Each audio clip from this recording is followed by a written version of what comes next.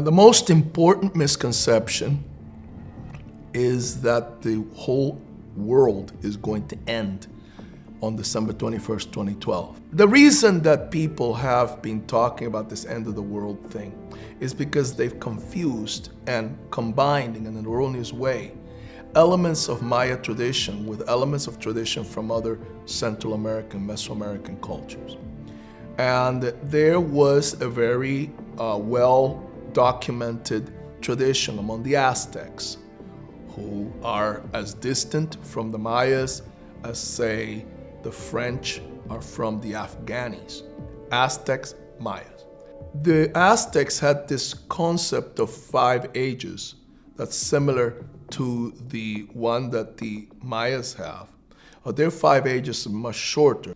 Theirs is 52 years. And at the end of the final 52-year age, the world was going to get destroyed. But that they could affect that outcome by doing sacrifices. So it was totally unrelated to what the Mayas believed. First of all, the Mayas were dealing with a much longer period of time, 5,200 years. And also, they didn't expect the world to end. There was no delusion about the world ending at the end of their cycle. But you can see how people that don't know very much about these cultures could make the confusion. They see that 52 floating around all over the place, and they say, oh, yeah, it's the same thing. And of course, when you see all of these misrepresentations of what the original message was about, the scholars go crazy with it because they focus on these things, saying, look at what they're saying. This is inaccurate, astronomically inaccurate. And that's why this whole 2012 thing is just a bunch of baloney. If you misinterpret it like that, it is.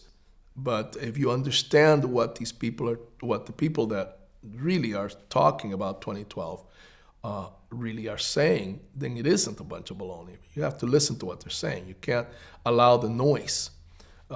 It isn't the end of the world, and it isn't the trajectory of the solar system around the center of the galaxy. It's not that. There are other even wilder theories, and they have absolutely nothing to do with Maya culture or Maya civilization. There's all of this talk about on the December 2012, everybody's going to get picked up by the mothership from outer space, and a bunch of aliens are going to suck everybody up, or the chosen ones are going to be pulled up. There are people that are seriously expecting that. I know I've talked to at least one woman who says, after December 2012, don't look for me here because I'm going to be someplace else. I think they're bemused by all the attention going to their calendar. I think that the movie can really draw attention to what the Maya are really experiencing today in their world.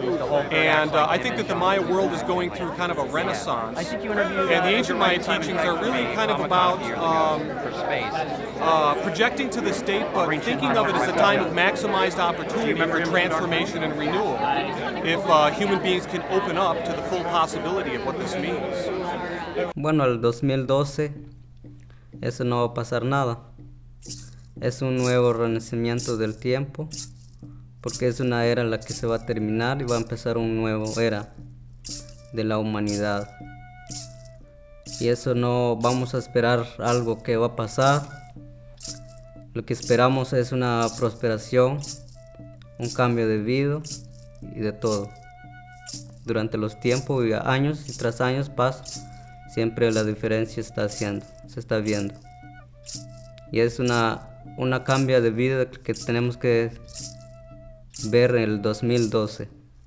De aquí en adelante tenemos que acercarnos más sobre la cultura maya, como ellos antes respetaban mucho la humanidad y la naturaleza.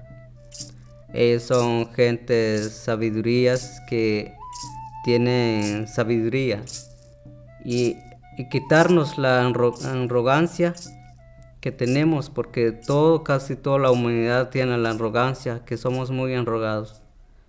Negamos mucho de acercarnos de unos ejemplos, buenos ejemplos. Entonces lo que tenemos que hacer es quitarlos y sembrarlo un buen ejemplo para los hijos y para los nietos.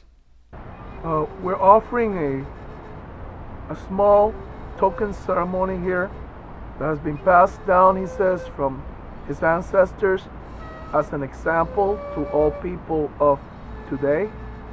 Normally we light 4 candles, and these 4 candles are offerings to the 4 directions.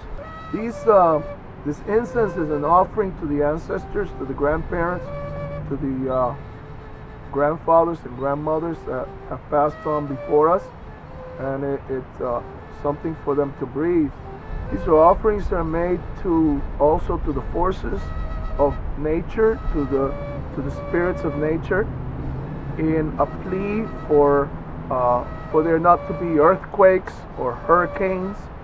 It's a humble and modest offering to the forces of the earth.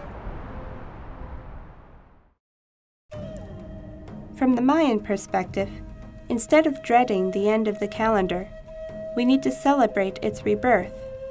For the rebirth of the calendar marks the birth of a new age of consciousness that will bring new hope and light to this world. So much is possible, but we need to make it happen.